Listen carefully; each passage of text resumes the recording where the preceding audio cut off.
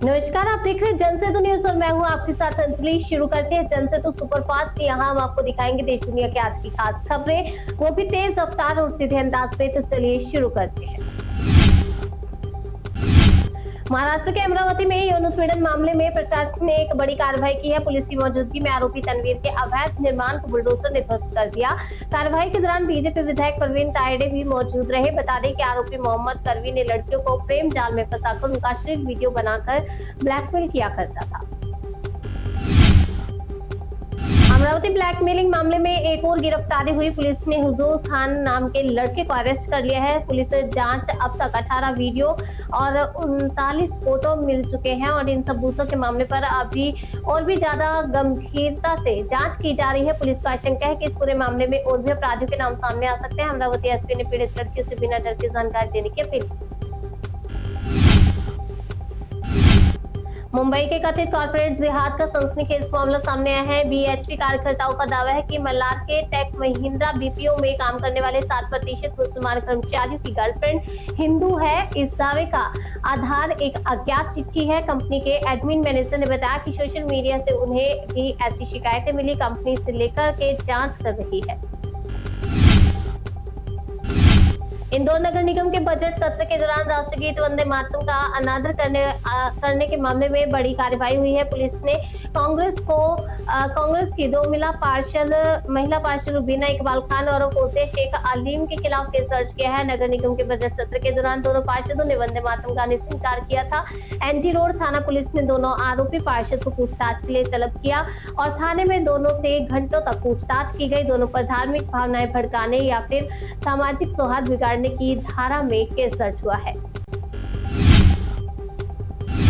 UP के लखीमपुर में अंबेडकर की मूर्ति स्थापना के दौरान मचे बवाल के बाद आज भी तनाव बना हुआ है। मंगलवार को प्रतिमा लगाने को लेकर के दो पक्ष आमने सामने आ गए और विवाद बढ़ते ही पत्थरबाजी और तोड़फोड़ शुरू हो गई। गुस्साए भीड़ ने पुलिस की गाड़ियों में जमकर के पत्थरबाजी की और तोड़फोड़ की, जिसमें कई पुलिसकर्मी घायल हो गए। इलाके में अफरा तफरी मच गई। पूरे इलाके को छावनी में तब्दील कर दिया गया। फिलहाल हालात कंट्रोल में है। यूपी के कासगंज में बाबा साहेब अम्बेडकर की शोभा यात्रा के दौरान एक बड़ा बवाल हो गया। शोभा यात्रा जैसे ही गांव के एक मोहल्ले से गुजरी तभी अचानक से पथराव शुरू हो गया। पूरे इलाके में अफरा तफरी का माहौल बन गया, जिससे पुलिसकर्मी भी घायल हो गए। बवाल में पत्थरबाजी का वीडियो भी सामने आया, जिसमें कुछ लोग छत पर चढ़ करके पत्थरबाजी करते हुए दिख रहे हैं और करीब 1 घंटे तक जमकर ईंट और पत्थर चले। स्थिति इतनी ज्यादा बिगड़ गई कि कई जगहों पर सड़क पर ट्रैक्टर ट्रॉली लगा के रास्ते को रोक दिया गया। नोएडा के फेज 2 में लक्ष्मी रिमोट कंपनी के बाहर आज एक बार फिर से मजदूर धरने पर बैठ गए और बढ़ी हुई सैलरी की नोटिस कंपनी के गेट पर लगाने की मांग करने लगे। मौके पर पहुंची पुलिस ने मजदूरों को समझा के वापस काम पर भेज दिया और फिर मजदूरों की मांग को पूरी करते हुए बढ़ी हुई सैलरी का नोटिस कंपनी के गेट पर लगवा दिया। दरअसल मजदूरों को भरोसा नहीं था कि उन्हें कंपनी सैलरी बढ़ाकर देगी, इसलिए उनकी डिमांड थी कि नोटिस गेट पर लगवाया जाए। ग्रेटर नोएडा में प्रोटेस्ट कर रहे मजदूरों को पुलिस ने कड़ी चेतावनी दी है। कासना थाना प्रभारी प्रदर्शन कर रहे मजदूरों को समझाते हुए नजर आए और आपको बता दें कहा कि अगर उपद्रव या बवाल किया तो छोड़ेंगे नहीं, सख्त कार्रवाई की जाएगी। नोएडा हिंसा पर कमिश्नर लक्ष्मी सिंह ने एक बड़ा खुलासा किया है। कमिश्नर लक्ष्मी सिंह ने मीडिया से बात करते हुए बताया कि मजदूरों के नाम पर गहरी साजिश थी। यह मजदूरों का प्रदर्शन नहीं था, बल्कि लोगों को सोशल मीडिया हैंडल से प्रदर्शन और आगजनी के लिए उकसाया गया था। बताया कि हिंसा की जांच के दूसरे राज्य तक भी पहुंच चुकी है और कई लोगों को गिरफ्तार किया जा चुका है। नोएडा हिंसा मामले में नई एफआईआर में बड़ा खुलासा हुआ। सोशल मीडिया पर फर्जी वीडियो और भ्रामक पोस्ट डाल के माहौल बिगाड़ने की साजिश सामने आई है। पुलिस जांच में खुलासा हुआ है कि जितेंद्र कुमार डोसा ने जो पिटाई का वीडियो पोस्ट किया था वो एमपी के शहडोल का था। इसी तरह इस इटनी नाम के एक्स हैंडल में नोएडा के सेक्टर 62 में आगजनी का दावा किया गया, जो पूरी तरह से फर्जी पाया गया। जो एफआईआर दर्ज की गई है उसमें आरजेडी प्रवक्ता प्रियंका भारती और कंचन यादव का भी नाम है। आंध्र प्रदेश के नजरी IIIT के Rajiv Gandhi university of knowledge technology के 3 लेक्चर्स को सस्पेंड कर दिया गया। ये कार्रवाई छात्राओं को अश्लील यहाँ पर आपको बता दें छात्राओं को परेशान करने के आरोप में की गई है। बताया जा रहा है कि लेक्चरर की हरकत से परेशान छात्राओं ने शिकायत की थी, जिसके बाद इंटरनल कमेटी का गठन किया गया। जांच के बीच ही तीनों आरोपियों को सस्पेंड कर दिया गया। फिलहाल मामले की जांच जारी है। बिहार को पहली बार बीजेपी का मुख्यमंत्री मिला। सम्राट चौधरी ने बिहार के 24वें मुख्यमंत्री के तौर पर शपथ ली। पटना के लोक भवन में शपथ समारोह हुआ, जहां पर राज्यपाल ने पद और गोपनीयता की शपथ दिलाई। नई सरकार में भी 2 डिप्टी सीएम का फॉर्मूला लागू किया गया। जेडीयू के कोटे से विजय चौधरी विजेंद्र यादव को डिप्टी सीएम पद की शपथ दिलाई गई। दोनों डिप्टी सीएम नीतीश कुमार के काफी करीबी माने जाते हैं। सम्राट चौधरी बिहार के बड़े राजनीतिक घराने से आते हैं। पिता शकुनी चौधरी कई दफे मंत्री रहे और 1990 में आरजेडी से सम्राट की सियासी करियर की शुरुआत हुई। 1999 में द्राविड़ी सरकार में सबसे कम उम्र में मंत्री बने और बाद में जेडीयू में शामिल होकर मांझी सरकार में मंत्री बने। 2017 में जेडीयू छोड़ बीजेपी में आकर प्रदेश उपाध्यक्ष और फिर प्रदेश उपाध्यक्ष की जिम्मेदारी मिली। 2021 में तीसरी बार नीतीश सरकार में मंत्री बने। पहली बार जनवरी 2024 में डिप्टी सीएम बने और पिछले साल दोबारा डिप्टी सीएम बनने के साथ गृह मंत्री की जिम्मेदारी भी ली। जेडीयू कोटे से विजय चौधरी डिप्टी सीएम बने हैं और नीतीश कुमार के नेतृत्व वाली सरकार में वह जल संसाधन और संसदीय कार्य मंत्री थे। इससे पहले शिक्षा, वरीयता और वाणिज्य कर विभाग के भी मंत्री रह चुके हैं। एक बार विधानसभा अध्यक्ष भी रहे हैं और साथ ही सराय रंजन विधानसभा क्षेत्र का प्रतिनिधित्व करने वाले विजय कुमार चौधरी को बिहार के अनुभवी राजनीतिज्ञ के रूप में जाना जाता है। सम्राट सरकार में विजेंद्र प्रसाद यादव को डिप्टी सीएम बनाया गया। विजेंद्र यादव बिहार के सबसे अधिक अनुभवी राजनीतिज्ञों में से एक है। नीतीश सरकार में ऊर्जा मंत्री थे। वर्ष 1990 से वो लगातार सुपुर विधानसभा क्षेत्र से चुनाव जीत रहे हैं। एक बार वो जेडीयू प्रदेश अध्यक्ष के रूप में काम कर चुके हैं। वर्ष 1990 में विजेंद्र प्रसाद यादव पहली बार सरकार में मंत्री बने थे और उस समय से लेकर वो लगातार मंत्री है। पश्चिम बंगाल चुनाव के प्रचार के क्रम में अमित शाह ने दार्जिलिंग की पहाड़ियों पर बसे गोरखा भाई बहनों को भरोसा दिलवाया। उन पर जो गलत केस लगाए गए हैं वो सारे केस बीजेपी की सरकार बनाने पर वापस ले लिए जाएंगे। दार्जिलिंग के लोगों के लिए जारी वीडियो संदेश में अमित शाह ने कहा कि लोकतंत्र में आंदोलन करने वालों को केस करके दबाने की जो नई परंपरा ममता बनर्जी ने शुरू की है, उस परंपरा का अंत बीजेपी करेगी।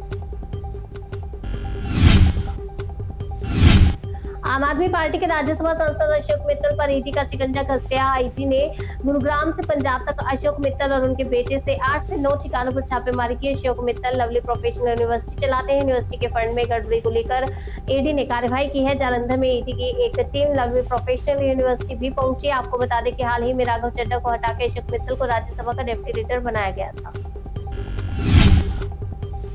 अशोक मित्तल के घर पर ईडी की रेड को लेकर के आम आदमी पार्टी केंद्र सरकार पर हमलावर हो चुकी है। केजरीवाल ने कहा कि मोदी जी ने पंजाब में चुनाव की तैयारी शुरू कर दिया, लेकिन पंजाब के लोग ये बर्दाश्त नहीं करेंगे। पंजाब के सीएम भगवंत मान ने कहा कि हम वो पते नहीं जो शक से टूट कर गिर जाए। वहीं संजय सिंह ने कहा कि जहां जहां चुनाव होते हैं बीजेपी अपनी एजेंटियों को पहले ही भेज देती है।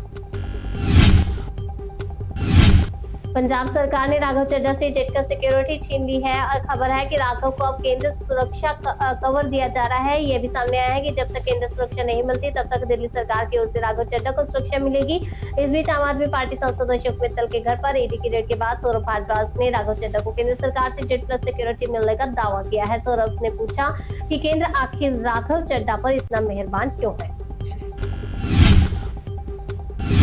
कांग्रेस नेता पवन खेड़ा को सुप्रीम कोर्ट से बड़ा झटका लगा है। सुप्रीम कोर्ट ने तेलंगाना हाई कोर्ट के फैसले को पलटते हुए पवन खेड़ा की अजीम जमानत पर रोक लगा दी है। असम सरकार की फर्जी अर्जी पर सुनवाई करते हुए सुप्रीम कोर्ट ने पवन खेड़ा को अजीम जमानत के लिए असम हाई कोर्ट जाने के लिए कहा। कोर्ट ने नोटिस जारी करके खेड़ा से 3 हफ्ते में जवाब मांगा। खेड़ा ने असम के मुख्यमंत्री हेमंत बिश्व शर्मा की पत्नी पर 3 पासपोर्ट रखने के आरोप लगाए।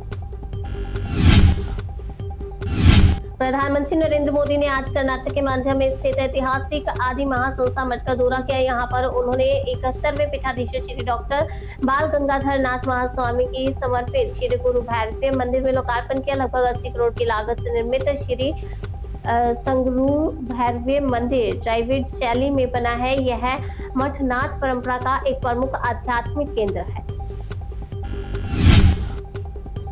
भारतीय जहाज जगविक्रम गुजरात के कांडला बंदरगाह पहुंच चुका है। भारतीय झंडे वाला एलपीजी जहाज जगविक्रम 11 अप्रैल को हॉर्नो स्ट्रेट से गुजरा था और इस पर 20,400 टन एलपीजी लगी थी और लिहाजा 24 नाविक सवार थे। अमेरिका और ईरान के बीच 2 हफ्ते के अस्थायी संघर्ष परिणाम की घोषणा के बाद ही जगविक्रम हॉर्मोज पार करने वाला पहला भारतीय जहाज था। जल विक्रम मार्च की शुरुआत से अब तक पारस की खाड़ी से बाहर निकलने वाला भारत का 9वां जहाज भी है।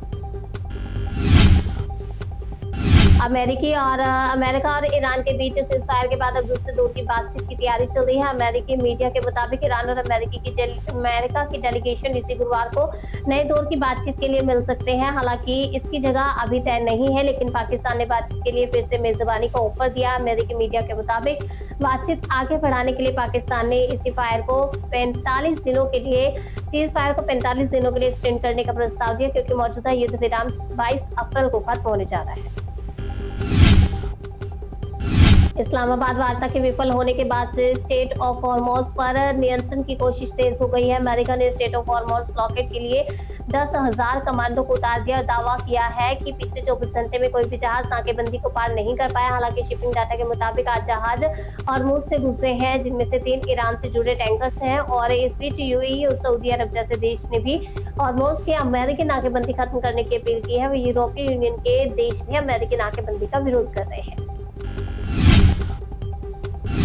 छत्तीसगढ़ के सक्ती जिले में विधाता पावर प्लांट में बॉयलर फटने से 17 लोगों की मौत हो गई है। बॉयलर फटने से और हादसे में कई लोग घायल हो गए हैं। घायलों को अस्पताल में भर्ती करवाया गया। ब्लास्ट के दौरान भारी मात्रा में मजदूर काम कर रहे थे। धमाके के बाद में अफरा तफरी मच गई। हादसे की जानकारी के बाद मौके पर रेस्क्यू टीम ने बचाव का काम तेजी से शुरू कर दिया है। घटना को लेकर के विशेषज्ञों की टीम गठित कर दी गई है। हादसे के पीड़ितों के लिए पीएम राहत कोष से 2-2 लाख और घायलों के लिए मुआवजे का ऐलान किया है। ओसा के मयूरभंज में छात्रा की मौत पर हंगामा खड़ा हो गया। पुलिस और पब्लिक के बीच भिड़ंत हो गई। गुस्साए लोगों ने आगजनी भी की।